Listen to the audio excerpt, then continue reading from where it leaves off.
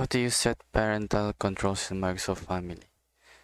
So first, you need to have a Microsoft account, and for your children too, you need to sign in.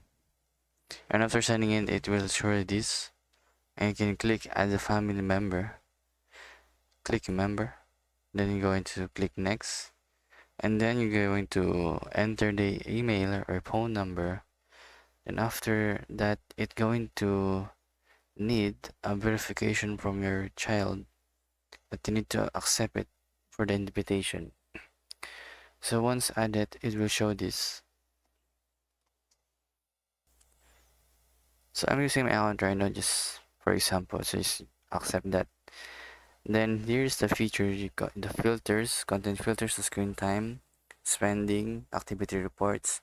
So you can just pretty much monitor what they're doing on their devices. So that's pretty much it. How to use Microsoft parental controls.